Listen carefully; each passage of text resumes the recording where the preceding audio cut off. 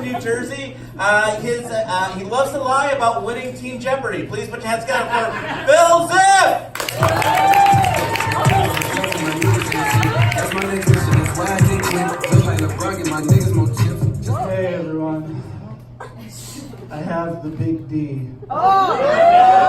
No. I didn't say a big D, I said the big D. It's depression. That's actually one of the causes of my depression. Another cause is, the world. Because there's a lot of violence. Everything's really violent, right? Everything's just so violent. We've been conditioned to just accept violence. Sex is taboo, but violence is okay. Like, people pay money to watch MMA fights, like people kicking the shit out of each other in a ring. Like, come on. You wonder why, like, all these violent things keep happening. So I think we need to change this, okay? Instead of UFC, Ultimate Fighting Championship, we should have UFC Ultimate Fucking Championship.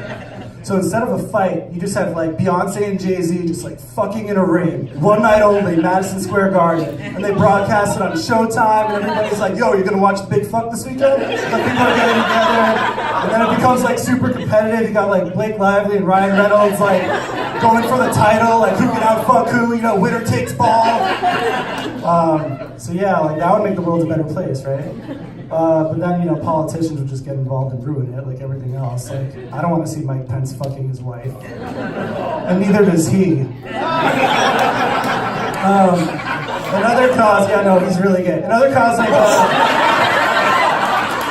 it's true, you can only have that much self-loathing, loathing for a type of person if you are that. I don't want to get into that, it's not part of my set. But another cause of my depression is politics. It's a good segue. Another cause is politics. So you made me forget because I just started getting so caught up on Mike Pence being gay and I just started picturing all of that. No.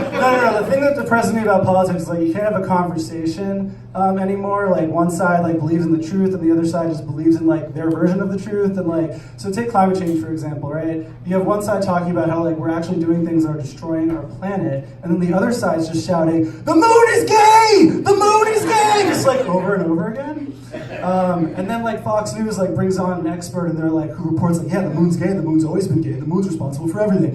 And then before you know it, like people like on conservatives on Facebook are like, boycott the moon, boycott the moon. And then they're like, yeah, I ain't never gonna become an astronaut now. I'm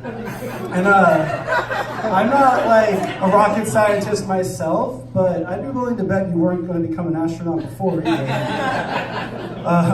Like if anything went wrong with the mission, you wouldn't be willing to abort.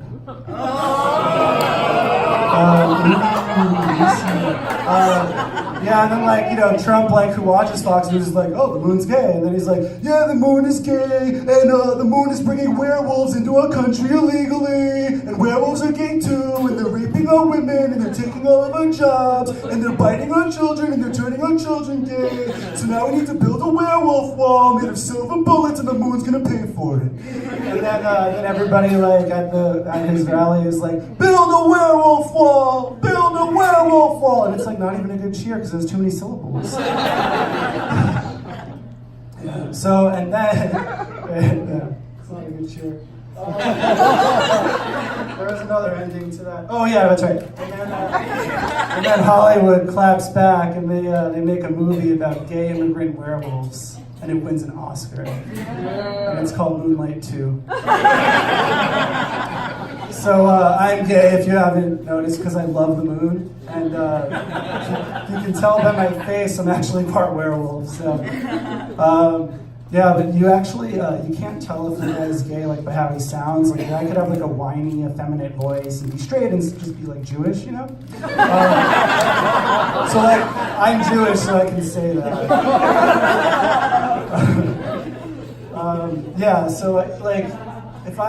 But I'm only Jewish culturally, because God doesn't exist.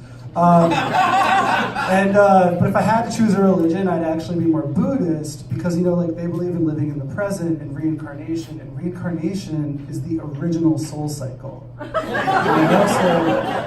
So they just ripped it off. I'm gay. I might not look it, but I really feel it on the inside. If that light were a black light, I'd also look it on the outside. Because my clothes would like be flashy and stuff, guys, don't be gross. God damn. It's all so disgusting. I need to take a minute to realize and have my phone recognize my face and figure out what I'm going to say next. So I think my gay voices and my Jewish voices just kind of cancel each other out, so that's why I'm super mask. You know, mask is a term that the gays use to mean masculine on their like profiles. They put like mask for mask, no femmes, no fats. And like this is like accepted. So in my profile, I don't discriminate against people. I just say, hey guys, I like to eat. And my taste buds are always at war with my butthole. So proceed with caution if you're trying to slide into my DMs.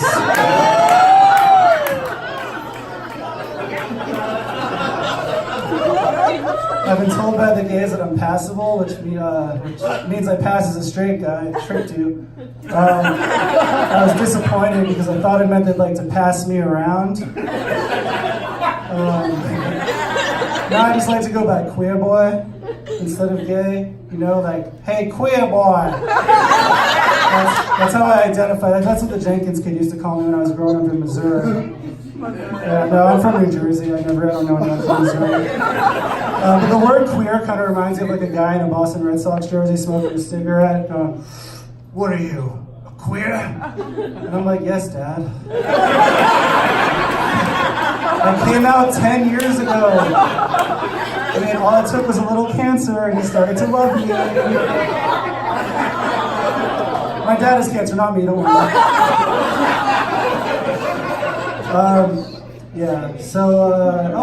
I think it's like, but I think I'm just gay because I'm lazy. Like, it's like a lot easier to hook up with a guy than it is with a girl, right?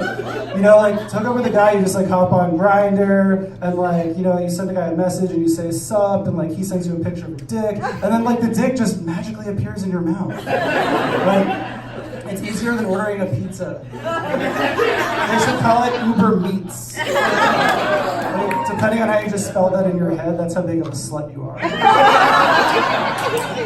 Speaking of sluts, sometimes I hear my roommates having sex through the wall. They try to cover it up with music, but I still hear. So I know what's going on. But I live with my brother and his girlfriend, and that's why it's even funnier. So when I asked him about it, he said, no, Phil, you got it all wrong. See, actually, she just sits on my lap slowly, and I go. Oh, that was cute. I got one more. So another cause of my depression is, you forgot those setups, right? But depression doesn't go away, guys. It takes a long time. So another cause of my depression is that I'm always recovering from doing Molly. I'm just a fan of EDM, or for the ignorant, it's actually house music or electronic music. I don't have time to talk to you about genres. But yeah, if you're familiar with any of these musical masterpieces, you'll know that the structure of the songs, a lot of them, they have like a build, with or without vocals, followed by a drop, like a beat drop where everybody goes crazy, right? So I've been working on my own. Here's one of them. It's called Chinatown. It's named after the 1974 movie Chinatown. She's my sister. She's my daughter. She's my sister. She's my daughter. My sister, my daughter, my sister, my daughter, my sister, my daughter. She's my sister and my daughter.